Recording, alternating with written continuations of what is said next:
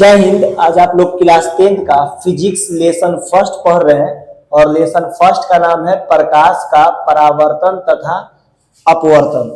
और ये मेरा पार्ट 17 वीडियो है। इससे पहले हम 16 वीडियो बनाकर रेडी कर चुके हैं। आज के इस वीडियो में हम लगातार 3 टॉपिक जानेंगे। वह तीनों टॉपिक देखो आपके सामने है। पहला टॉपिक है अपवर्तन के नियम। अपवर्तन के नियम किसे कहते हैं, अपवर्तन के कितने नियम होते हैं, ठीक है। उसके बाद एक वैज्ञानिक है जिनका नाम है स्नेल नाम के वैज्ञानिक ने क्या नियम दिया था वो जानेंगे। उसके बाद पार्श्विक विस्थापन जानेंगे कि पार्श्विक विस्थापन किसे कहते हैं और पार्श्विक विस्थापन किन किन चीजों पर निर्भर करता है। तो आज के इस वीडियो में लगातार 3 टॉपिक जानेंगे और तीनों टॉपिक तुम्हारे एग्जाम के लिए बहुत इंपॉर्टेंट है बाबू। और तुमको यह बता दें कि पिछला वीडियो में यानी इससे पहले जो हम वीडियो बनाए थे उसमें हम लोग जाने थे कि अपवर्तन किसे कहते हैं, यानी प्रकाश का अपवर्तन किसे कहते हैं। यानी अगर हम पिछले वीडियो को जानेंगे ना तो हम लोग यह जाने थे कि प्रकाश का अपवर्तन किसे कहते हैं, ठीक है। और ये भी तुम्हारे एग्जाम के लिए बहुत इंपॉर्टेंट है, बार बार पूछता रहता है। तो याद है पहले ये तीनों टॉपिक स्टार्ट करने से पहले तुम याद करो कि पिछले वीडियो में हम समझाए थे प्रकाश का अपवर्तन, याद है किसे कहते हैं। तो इसमें हम समझाए थे कि इसमें क्या होता है ना कि प्रकाश का अपवर्तन किसे कहते हैं। तो जब प्रकाश एक माध्यम से, याद रखना, जब प्रकाश एक माध्यम से जब दूसरे माध्यम में आता है तो पहले यहाँ पर एक अभिलंब बना देते, अभिलंब। तो बताए थे कि जब प्रकाश एक माध्यम से दूसरे माध्यम में आता है तो याद करो इसके रास्ते में यानी इसके दिशा में चेंजिंग आ जाता है, यानी अपने दिशा से भटक जाता है। अब भटकने का 2 तरीका था, या तो ये प्रकाश जो है अभिलंब की ओर मुड़ जाता है, इस तरह से अभिलंब की ओर मुड़ गया, ठीक है। या फिर कुछ इस प्रकार बताए थे कि प्रकाश एक माध्यम से आता है दूसरे माध्यम में जाने के लिए, तो यहाँ पर एक अभिलंब बना देते हैं। तो हमने बताया था कि यहाँ पर अभिलंब की ओर मुड़ता है या कभी कभी तो ऐसा होता है कि अभिलंब है, ये अभिलंब है, अभिलंब से दूर भाग जाता है, अभिलंब से दूर। तो इस घटना को ही हम क्या कहते हैं, प्रकाश का अपवर्तन। अपवर्तन का मतलब होता है दिशा का भटक जाना। तो बताओ प्रकाश आ रहा था, हालांकि इसको जाना कुछ इस प्रकार चाहिए था, इस प्रकार, लेकिन ना ऐसे ना जाकर देखो ये अभिलंब की ओर मुड़ गया, आया और अभिलंब की ओर मुड़ गया, इसको अभिलंब बोलते हैं, अभिलंब की ओर मुड़ गया, इसमें अभिलंब से दूर भाग गया। तो दिशा का भटकना ही क्या कहलाता है, प्रकाश का अपवर्तन। अब तुमको पता है बउआ, हम तुमको पिछले वीडियो में यह भी बताए थे कि ये सिचुएशन कब देखने को मिलता है और ये सिचुएशन कब देखने को मिलता है। तो बताए थे कि ये वाला सिचुएशन तब देखने को मिलेगा जब प्रकाश कहां से आ रहा हो, विरल से। जब प्रकाश विरल से आ रहा हो, कहां की तरफ, सघन की तरफ। विरल उस माध्यम को कहते हैं जहां प्रकाश का स्पीड तेज हो। तो यहाँ तक प्रकाश का स्पीड बहुत तेज था, आ रहा है, और इस माध्यम में प्रकाश का स्पीड क्या हो गया, कम। और जैसे ही कम होता है ना तो ये अभिलंब की ओर मुड़ जाता है, अभिलंब की ओर मुड़ जाएगा।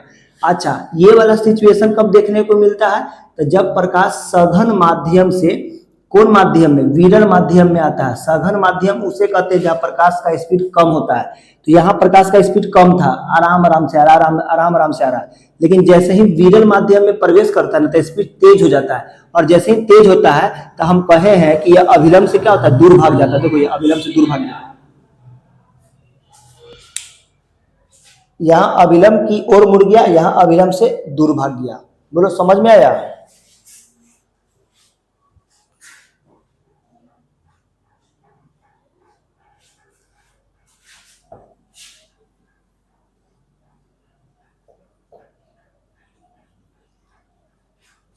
तो ये बात हम पिछले वीडियो में जान चुके थे कि प्रकाश का अपवर्तन किसे कहते हैं। आज हम लोग जानेंगे कि अपवर्तन के कितने नियम होते हैं, स्नेल का नियम क्या है, पार्श्विक विस्थापन क्या होता है, ये किन किन बातों पर निर्भर करता है। ये एक एक करके स्टार्ट करते हैं। सबसे पहले अपवर्तन के नियम, सबसे पहले हम जानते हैं अपवर्तन के नियम कि अपवर्तन के नियम किसे कहते हैं। अपवर्तन के नियम तो वह देखो, अपवर्तन का नियम याद रखना, अपवर्तन के 2 नियम होते हैं। अपवर्तन के कितने नियम, 2 नियम होते हैं। अपवर्तन के कितने नियम? तो 2 नियम होते हैं। दोनों नियम समझना है तो हमको एक फिगर बनाने दो। देखो हम एक फिगर बनाते हैं, फिगर से समझा देंगे दोनों नियम। पहले बताओ अपवर्तन के कितने नियम होते हैं? तो अपवर्तन के 2 नियम होते हैं। दोनों नियम समझो, दोनों नियम को समझो, दोनों नियम को। इस नियम को समझाने के लिए जानते हैं बउआ, एक हम कांच की सिल्ली ले रहे हैं, कांच की सिल्ली ले रहे हैं। क्या ले रहे हैं? कांच की सिल्ली। कांच यानी समझो ना, कांच ले रहे हैं भैया, कांच लो भैया, कांच ले लिए, कांच। ठीक है, ये कांच की सिल्ली ले लिया। अब हम इससे प्रकाश को गुजारेंगे। देखो एक प्रकाश ये आ रहा है, देखो ये आ रहा है, प्रकाश आ रहा है। और तुमको एक बात ये भी बता दें कि कांच जो है, कांच जो है वो सघन माध्यम है। कौन माध्यम है? सघन माध्यम। यानी यहाँ प्रकाश जैसे ही इन करेगा, प्रवेश करेगा, स्पीड कम हो जाएगा। सघन माध्यम उसे कहते हैं जहां प्रकाश का स्पीड कम हो जाए। ठीक है, तो ये कांच जो है सघन है। अब कांच के बाहर जो है ये विरल है। विरल किसे कहते हैं? जहां प्रकाश का स्पीड ज्यादा होता है। ठीक है, तो देखो यहाँ प्रकाश आया, विरल से आ रहा, विरल, विरल से आ रहा है। देखो आ रहा है, आ रहा है, आ रहा है। पहले हम यहाँ पे एक अभिलंब बना देते, अभिलंब, अभिलंब बना देते। देखो ये अभिलंब बना दिए। तो तुम बताओ ये प्रकाश कहाँ से आ रहा है? विरल से आ रहा है, विरल। विरल से कहाँ आ रहा है? सघन में आ रहा था। तुम बताओ सघन में जैसे ही प्रवेश करेगा, सघन में जैसे ही प्रवेश करेगा तो ये अभिलंब की ओर मुड़ेगा कि अभिलंब से दूर भागेगा? अभी यानी हालांकि जाना तो इसको ऐसे चाहिए था, जाना इसको ऐसे चाहिए था, ऐसे जाना इसको ऐसे चाहिए था, सीधा ऐसे, लेकिन ऐसे नहीं जाता है। इसके दिशा में चेंजिंग आता है। अब तुम बताओ दिशा में किस तरह का चेंजिंग आता है? यानी ये प्रकाश जो है ये अभिलंब की ओर मुड़ता है कि अभिलंब से और दूर भागता है? हालांकि जाना तो उसको ऐसे चाहिए था, लेकिन तुम बताओ ऐसे जाएगा? नहीं जाएगा। तो क्या होता है? तो हम कहे थे अभिलंब की ओर मुड़ता, अभिलंब की ओर, यानी अभिलंब की ओर मुड़ गया, अभिलंब की ओर मुड़ गया। कब? जब प्रकाश जो है ये विरल से कहाँ आ रहा है? सघन की तरफ। तो सघन की तरफ आएगा तो अभिलंब की ओर मुड़ जाता है। अब बउआ देखो यहाँ पर हम फिर यहाँ पर एक अभिलंब फिर बना दे रहे हैं। देखो यह अभिलंब बना दे रहे हैं, अभिलंब। अब तुम बताओ ये प्रकाश फिर वापस बाहर निकलेगा। लेकिन तुम बताओ जब बाहर निकलेगा, जब ये बाहर निकलेगा तो इसको तो ऐसे जाना चाहिए था, ऐसे सीधा, ऐसे जाना चाहिए था, सीधा ऐसे जाना चाहिए था। लेकिन क्या ऐसे जाएगा? नहीं भैया, ऐसे नहीं जाएगा। फिर इसके दिशा में चेंजिंग है। अब बताओ दिशा में किस तरह से चेंजिंग आएगा? दिशा में किस तरह से चेंजिंग आएगा? तो अब तुम देखो ना, ये प्रकाश अभी कौन माध्यम में? सघन में है। अभी प्रकाश किसमें है? सघन में। तो सघन से कहाँ जा रहा है? बाहर। बाहर कौन है? विरल है। देखो ना बाहर विरल है। तो सघन से विरल में जाता है तो अभिलंब से दूर भागता है। देखो अभिलंब से दूर भागेगा इस तरह से, अभिलंब से दूर भाग गया, अभिलंब से दूर भाग गया। ठीक है, तो तुम पहले अभी हम फिगर समझा रहे, तुम बताओ आने वाले किरण को क्या कहते हैं? आपतित किरण। क्या कहते हैं? आपतित किरण, आपतित किरण बोलते हैं। आने वाले किरण को आपतित किरण। ठीक है, अच्छा ये प्रकाश जब अंदर में गया तो ये अंदर में जाने वाले, अंदर में जो गया उसको क्या बोलते हैं? कौन किरण? इसको बोलते हैं अपवर्तित किरण। क्या बोलिएगा? अपवर्तित, अपवर्तित किरण, अपवर्तित किरण बोलते हैं। अच्छा जो बाहर निकल गया उसको क्या बोलते हैं? निर्गत किरण। उसको क्या बोलिएगा? निर्गत किरण। देखिए 3 तरह का किरण है। आने वाला जो है उसको आपतित बोलिएगा, और जिस अंदर में जो गया, अंदर में गया उसको अपवर्तित किरण बोलिएगा, और जो बाहर निकला है उसको निर्गत किरण बोलिएगा। पहले बताओ, आने वाले किरण को आपतित, अंदर में जो प्रवेश किया अपवर्तित, और जो बाहर निकल गया उसको क्या बोलिएगा? निर्गत। आपतित, अपवर्तित, निर्गत। बोलो समझ में आया? अब देखो जब प्रकाश आ रहा था तो आते ही यहाँ पर एगो कोण बनाया। आने पर क्या बनाया? कोण। जानते हैं इस कोण को याद रखिएगा, आपतन कोण बोलते हैं। क्या बोलते हैं? आपतन कोण। अच्छा यहाँ पर देखो आपतन कोण है, ये आपतन कोण। अब देखो यहाँ पर भी देखो कोण बनाया ना, यहाँ पर भी कोण बनाया। इसको बोलते हैं अपवर्तन कोण। क्या बोलते हैं? अपवर्तन। अरे क्या बोलते हैं? अपवर्तन कोण। देखो आने वाला जो कोण है, आने वाले प्रकाश से जो कोण बना आपतन कोण, जो अंदर में गया है उसको क्या बोलिएगा? अपवर्तन कोण बोलिएगा। और जो बाहर निकल रहा है यहाँ पर भी एक कोण बन रहा है, इसका भी नाम तुम कुछ भी दे सकते हो, कुछ भी, कुछ भी। इसका नाम, यानी ये दोनों तो फिक्स रहता है, आई आर, इसका नाम तुम कुछ भी दे दो। तो इसको बोलते निर्गत कोण, इसको बोलते निर्गत कोण। एक्स मान लो, इसको निर्गत कोण। हालांकि यहाँ पर तुमको कोई जरूरत नहीं, इसको देने का कोई काम वाम नहीं है। इसको छोड़ दो। तो बताओ ये आपतन कोण, ये अपवर्तन कोण है, ठीक है। तो अब हम नियम समझाते हैं, अभी हम नियम थोड़े समझाए, अभी हम खाली फिगर समझा रहे थे। फिगर है यानी फिगर यानी एक कांच से, अगर तुम कांच से प्रकाश को गुजारोगे ना तो इसी तरह से गुजरेगा, इसी तरह से, ठीक है। अब नियम समझो, नियम में देखो, नियम पहला नियम तुम नोटिस करो था। अच्छा, इसको बोलते हैं आपतन बिंदु, याद रखना, यहां पर जो आया था ना इसको बोलते हैं आपतन बिंदु, आपतन बिंदु बोलते हैं इसको, याद रखिएगा क्या बोलते हैं, आपतन बिंदु, ठीक है। तुम नोटिस करो, ये आने वाला प्रकाश पर गौर करो, ये जो आ रहा है प्रकाश इसी बिंदु पर आया, बताओ आया कि नहीं आया, इसी बिंदु पर, इसी बिंदु पर, ठीक है। फिर तुम जाने वाला प्रकाश देखो, अंदर में जो गया जाने वाला प्रकाश वो भी इसी बिंदु से जा रहा है, इसी बिंदु से जा रहा है, इसी बिंदु से जा रहा है, यानी आया भी इसी बिंदु पर और अंदर में गया भी तो इसी बिंदु पर। और देखो देखो, हाँ उसको ये आपतन बिंदु को बताओ, अभिलंब, अभिलंब देखो तो अभिलंब, अभिलंब भी देखो तो अभिलंब भी तो इसी बिंदु पर है। अरे ये अभिलंब भी किस बिंदु पर, इसी बिंदु से होकर गुजर रहा है। तो आने वाला किरण और अंदर में जाने वाला किरण और ये अभिलंब, अभिलंब, अभिलंब, तीनों का तीनों देखो तो एक ही बिंदु पर है कि नहीं है। एक ही बिंदु ना बोल के एक ही तल, तल का मतलब सतह, तल का मतलब सतह, तल का मतलब सतह, बताओ एक ही सतह पर है ना। तो यही इसका पहला नियम है कि भैया आने वाला किरण भी उसी सतह पर, जाने वाला किरण भी उसी सतह पर, सतह मतलब जगह पर, और अभिलंब भी उसी जगह पर। तो इसको कैसे बोलिएगा पता है, नियम, पहला नियम क्या बोलिएगा, आने वाला किरण, आने वाला किरण थोड़े बोलिएगा, आने वाले किरण का नाम क्या है, आपतित किरण। तो आपतित किरण कॉमा कॉमा कॉमा, ये कौन किरण है, जाने वाला किरण का नाम क्या है, अपवर्तित किरण। तो आपतित किरण, अपवर्तित किरण तथा तथा आपतन बिंदु, कौन बिंदु है ये, आपतन बिंदु पर खींचा गया अभिलंब, खींचा गया अभिलंब, तीनों का तीनों एक ही तल में होता है। अरे भैया पहला नियम तो तुम्हारा ऐसे ही बन जाएगा, आपतित किरण, इंक इसमें कम पड़ रहा है, इंक डाल दीजिए।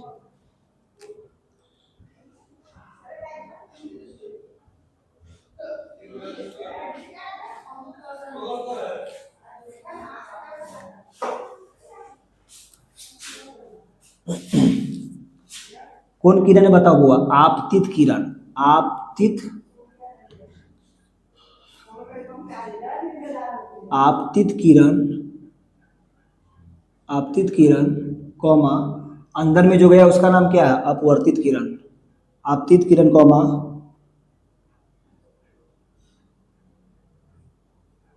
अपवर्तित किरण तथा देखो आने वाला किरण और अंदर में जाने वाला किरण, ठीक है। आपतित किरण आने वाला, अंदर में जाने वाला कौन है, अपवर्तित किरण, तथा आपतन बिंदु,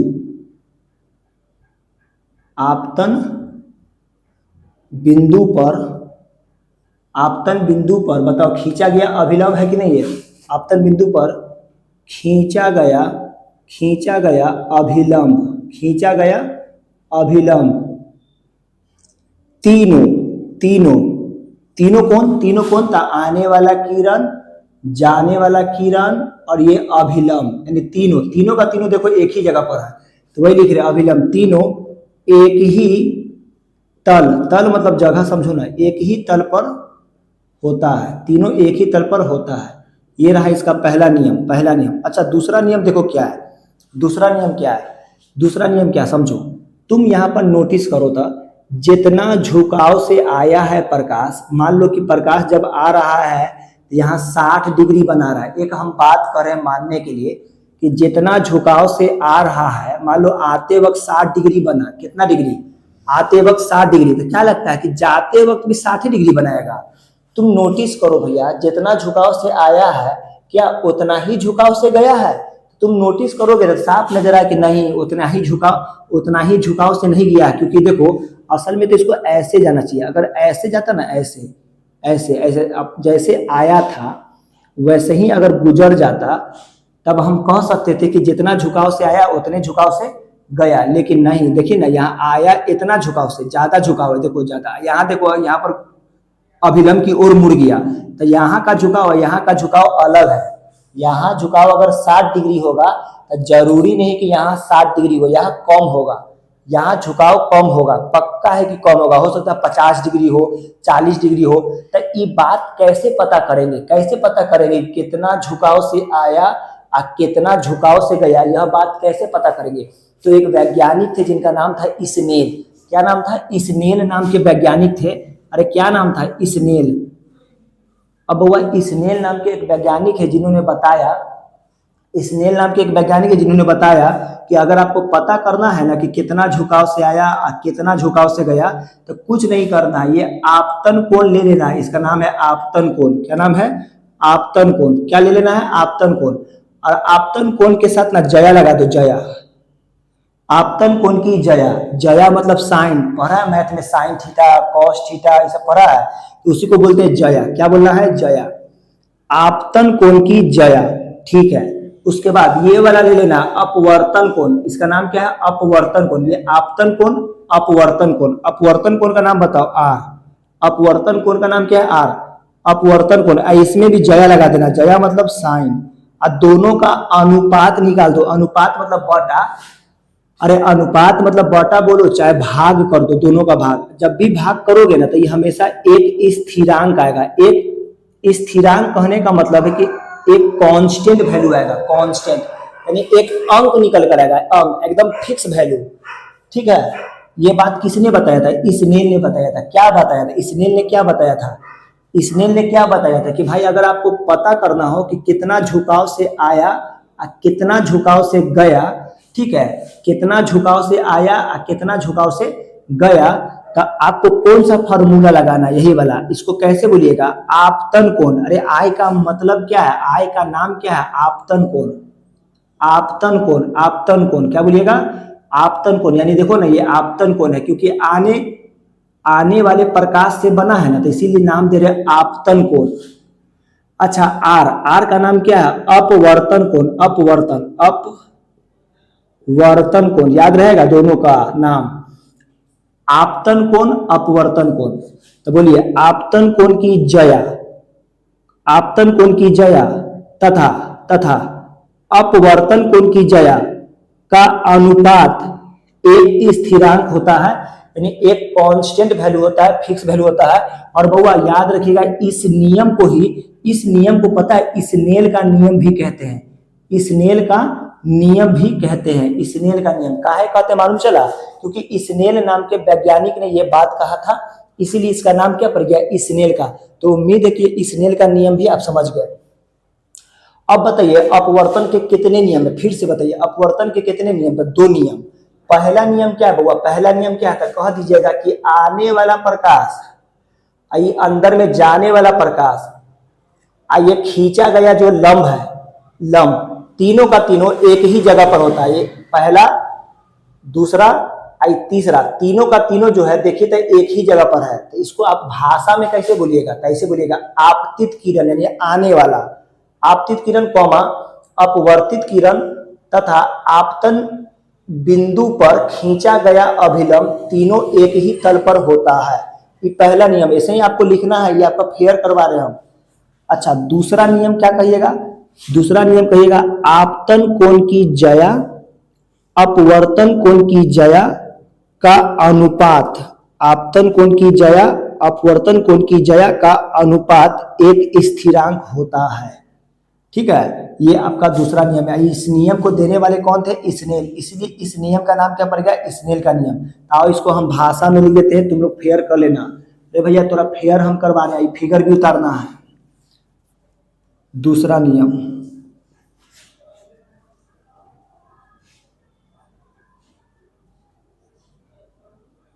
आपतन कोण की जया, आपतन कोण की जया, बताओ आपतन कोण कौन है? बताओ तो। आपतन कोण कौन है? आई है। और जया का मतलब क्या होता है? साइन। तो इसको ऐसे भी लिख सकते हो, आपतन कोण की जया साइन आई तथा तथा अपवर्तन अपवर्तन कोण की अपवर्तन कोण की जया, बताओ अपवर्तन कोण आर है ना, आर। जया मतलब क्या होता है? जया मतलब साइन, याद रख रहा है, जया मतलब साइन। आपतन कोण की जया साइन आई तथा अपवर्तन कोण की जया साइन आर का अनुपात एक स्थिरांक होता है, एक स्थिरांक होता है। इस बात को लिख दीजिए, ऐसे लिख दीजिए, ऐसे लिख दीजिए। जैसे क्या लिखा था, आपतन कोण की जया कितना है बताइए, था साइन आई तथा अपवर्तन कोण की जया कितना है, साइन आर का अनुपात मतलब बटा कितना होता है, एक स्थिरांक होता है। एकदम ऐसे ही हूबहू लिख दीजिए, पूरा नंबर दिया जाएगा, ठीक है। उसके बाद एक स्थिरांक होता है। अच्छा बताओ, इसे ही हम कौन नियम से जानते हैं, इसे ही हम स्नेल का नियम कहते हैं। तो लिख दीजिए, इसे स्नेल का नियम भी कहते हैं, इसे स्नेल का नियम भी कहते थे। एग्जाम में अगर पूछ देगा ना कि स्नेल का नियम किसे कहते हैं, तो बस आप इतना ही लिख दीजिएगा, ये वाला इतना ही लिख दीजिएगा ना, तो आपको पूरा नंबर मिल जाएगा, पूरा इतना ही। एक नंबर में तो पूछबे करेगा, स्नेल का नियम किसे कहते हैं, इसे कहते हैं, बस हो गया। या फिर पूरा भाषा लिख दीजिएगा, आपतन कोण की जया साइन आई तथा अपवर्तन कोण की जया साइन आर का अनुपात एक स्थिरांक होता है। ये आप लिख दीजिएगा, आपको पूरा नंबर दे दिया जाएगा। बोलो समझ में आ गया? तो चलो, अब अपवर्तन के नियम आपको समझ में आ गया होगा कि अपवर्तन के कितने नियम, 2 नियम। अपवर्तन के कितने नियम, 2 नियम। दोनों नियम आपके सामने हैं, ठीक है। आइए अब हम समझते हैं पार्श्विक विस्थापन किसे कहते हैं। पहले बताओ, स्नेल का नियम भी क्लियर हो गया कि स्नेल का नियम किसे कहते हैं। अब समझते हैं, ये फिगर उतार लेना था, फिगर उतार लीजिएगा रे बउआ।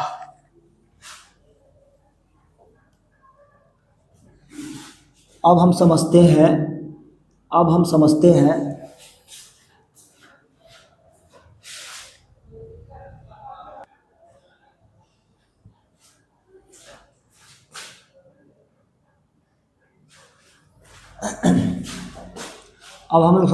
पार्श्विक विस्थापन किसे कहते हैं।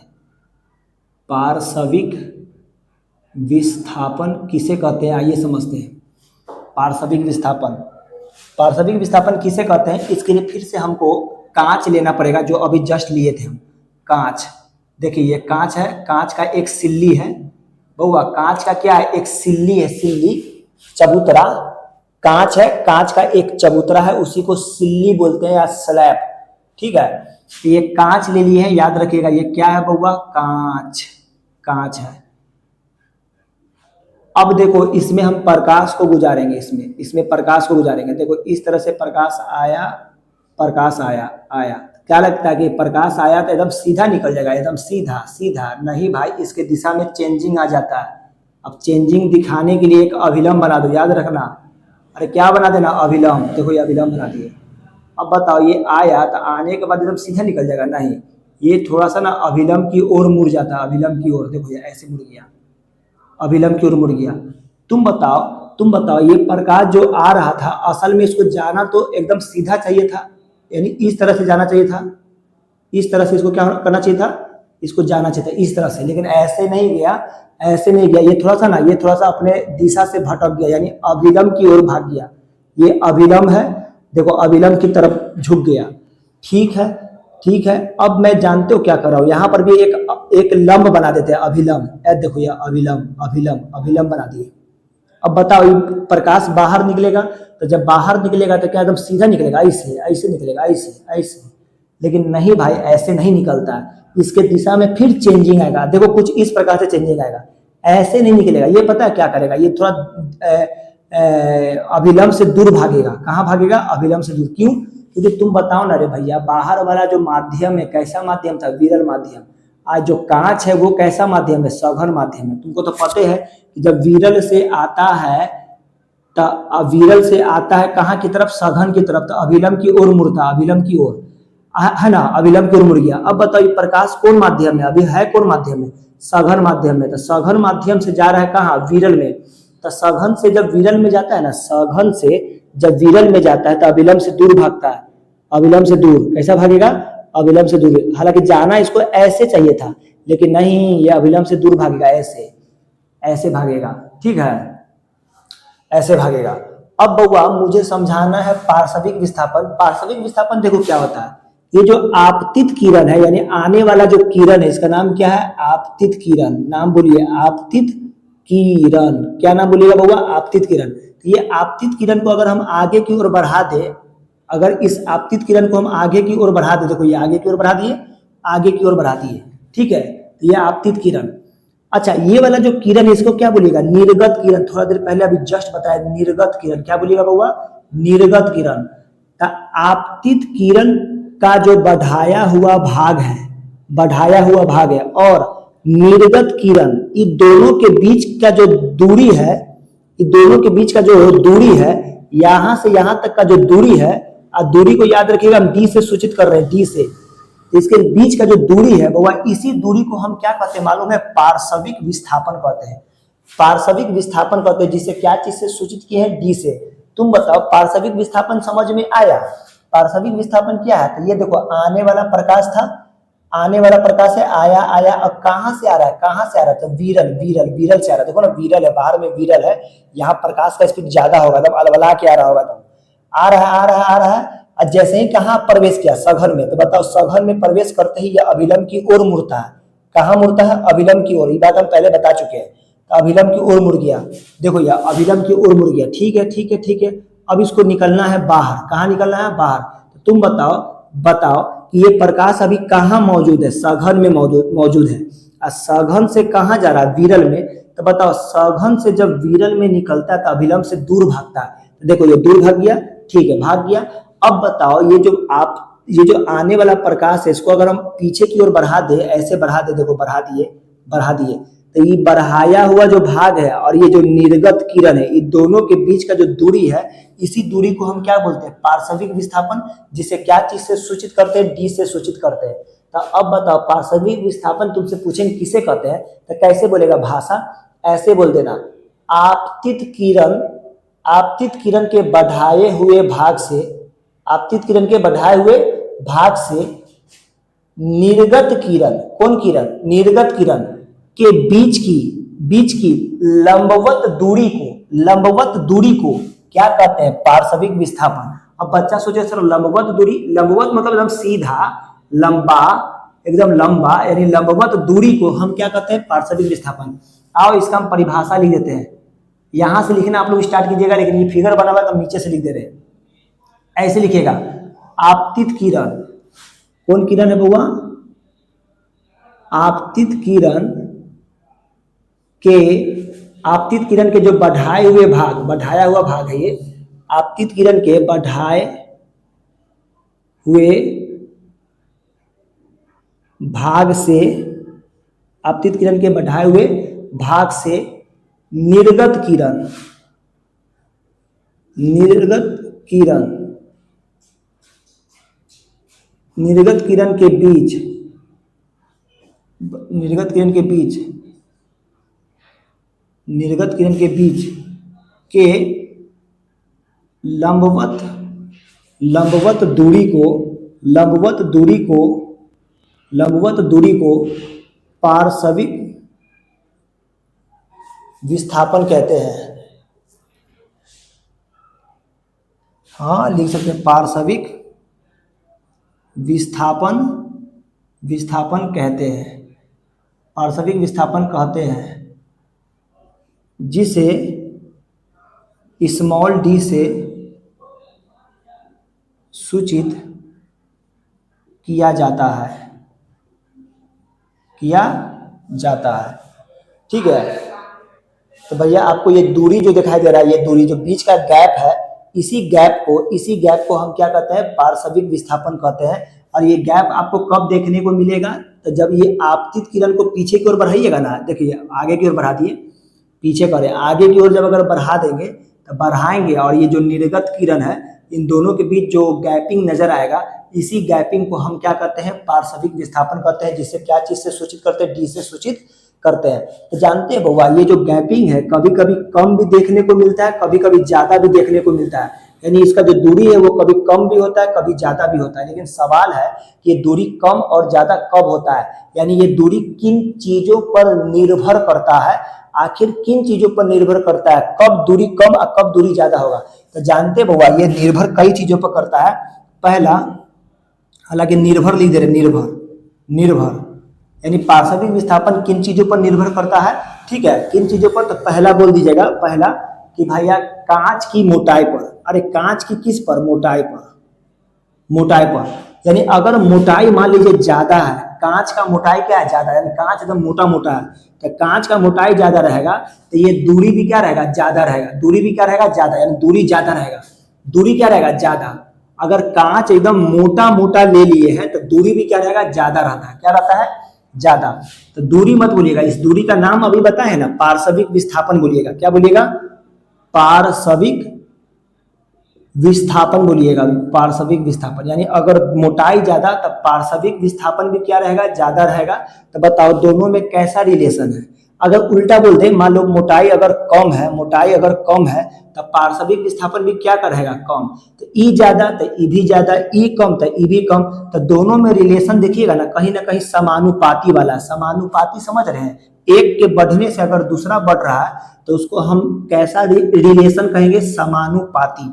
अरे क्या बोलते हैं? समानुपाती। अरे समझता है ना समानुपाती मतलब? समानुपाती का मतलब कि एक के बढ़ने से अगर दूसरा बढ़ रहा है तो हम समानुपाती बोलेंगे, यानी समान काम हो रहा है। समान यानी बराबर। अगर एक घट रहा है तो दूसरा भी घट रहा है तो उसको भी क्या बोलेंगे? समानुपाती। तो बताओ बताओ पार्श्विक विस्थापन क्या चीज पर निर्भर करता है? तो मोटाई पर। मोटाई ज्यादा तो पार्श्विक विस्थापन भी ज्यादा, मोटाई कम तो पार्श्विक विस्थापन भी कम। उम्मीद है कि समझ में आ रहा होगा।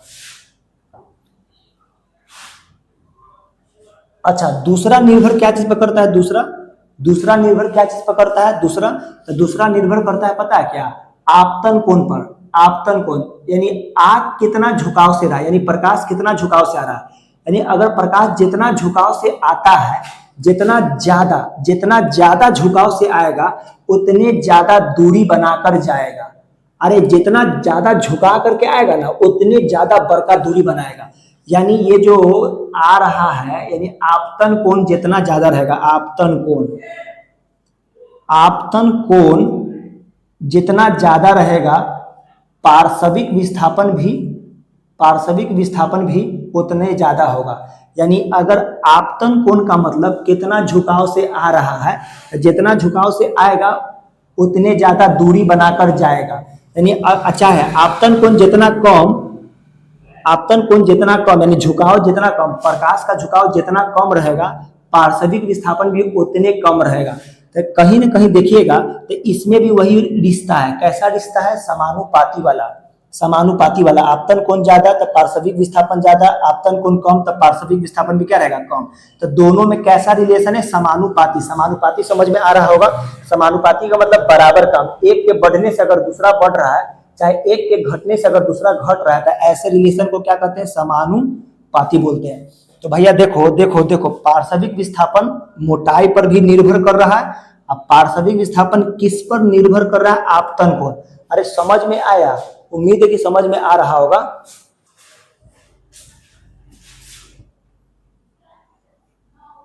तो बताइए, पार्श्विक विस्थापन जो है मोटाई पर भी निर्भर करता है, पार्श्विक विस्थापन आपतन कोण पर भी निर्भर करता है।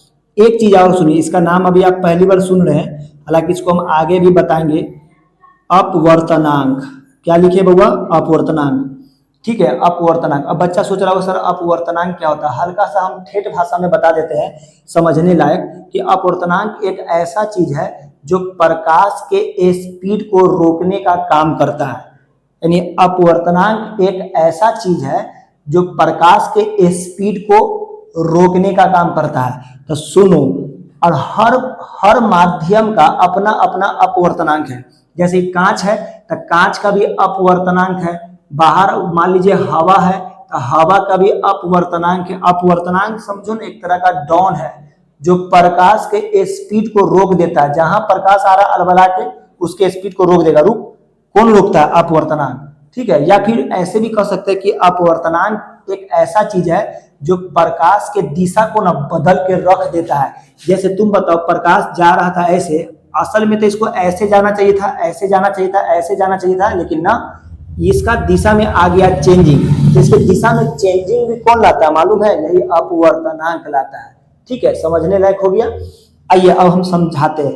तो अगर मान लो किसी माध्यम का अपवर्तनांक ज्यादा है, अगर किसी माध्यम का, चाहे कांच का हो, हवा का हो, पानी का हो, तेल का हो, दूध का हो, अपवर्तनांक मान लीजिए ज्यादा है तो पता है वहां पार्श्विक विस्थापन भी ज्यादा देखने को मिलेगा, पार्श्विक विस्थापन भी ज्यादा देखने को मिलेगा।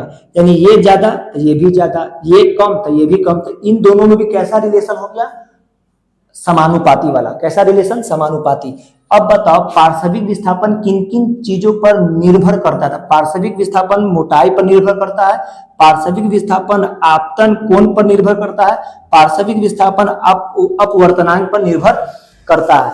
तो उम्मीद है कि पार्श्विक विस्थापन भी तुम्हें समझ में अच्छा से आ गया होगा।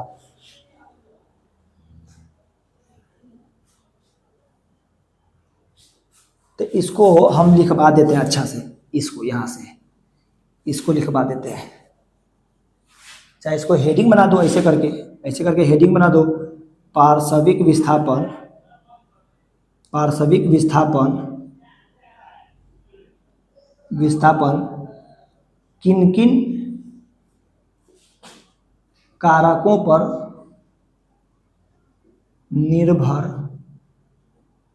करता है, किन किन कारकों पर निर्भर करता था। पहला लिख सकता है कि पार्श्विक विस्थापन, पार्श्विक विस्थापन कांच की मोटाई पर निर्भर करता है, कांच की मोटाई पर निर्भर करता है। अर्थात कांच जितना मोटा होगा पार्श्विक विस्थापन भी उतने ज्यादा होगा, पार्श्विक विस्थापन भी उतना ही ज्यादा होगा, ज्यादा होगा, ज्यादा होगा, ऐसे करके लिख दीजिएगा। दूसरा आप लिख सकते हैं, दूसरा लिख सकते हैं, क्या बताए थे याद है, आपतन कोण पर निर्भर करता है। पार्श्विक विस्थापन, पार्श्विक विस्थापन आपतन कोण पर, आपतन इंक इतना भर रहे हैं फिर भी इसमें काम नहीं कर रहा है, आपतन कोण पर निर्भर करता है, निर्भर करता है। अर्थात करके भी लिख दीजिए, इसका मतलब समझा दीजिए कैसे निर्भर करता है। अर्थात, अर्थात आपतन कोण जितना ज्यादा होगा, आपतन कोण जितना ज्यादा होगा, ज्यादा होगा, पार्श्विक विस्थापन भी उतने ज्यादा होगा, पार्श्विक विस्थापन भी उतना ही ज्यादा होगा, ज्यादा होगा। अरे भैया तीसरा देखो, अगर तीसरा अगर मान लो दिखाई नहीं दे रहा है तो हम बोल जरूर रहे हैं, हमारा बात सुन करके लिख देना। पार्श्विक विस्थापन, पार्श्विक विस्थापन, विस्थापन, पार्श्विक विस्थापन अपवर्तनांक, अपवर्तनांक पर निर्भर करता है, अपवर्तनांक पर निर्भर करता है। अर्थात, अर्थात करके लिख दो। देखो नजर आ रहा था ठीक है, अन्यथा लिख दो, हम बोल रहे हैं अर्थात, तुम लिख लेना अर्थात, अर्थात अपवर्तनांक जितना ज्यादा होगा, अपवर्तनांक जितना ज्यादा होगा पार्श्विक विस्थापन भी उतने ज्यादा होगा। हो गया, कहानी खत्म। ये पूरा छाप दो, फिगर छाप दो और तुमको बताओ कि समझ में आया कि नहीं आया। उम्मीद है कि तुमको समझ में आया होगा। और हम अभी कुछ दिनों से वीडियो नहीं बना रहे थे, अब हम लगातार वीडियो बनाते रहेंगे, कुछ कारणवश हम नहीं बना रहे थे। तो आप लोग को उम्मीद है कि अच्छा से समझ में आ गया है। अब हम लोग नेक्स्ट वीडियो में मिलेंगे। आज के लिए जय हिंद।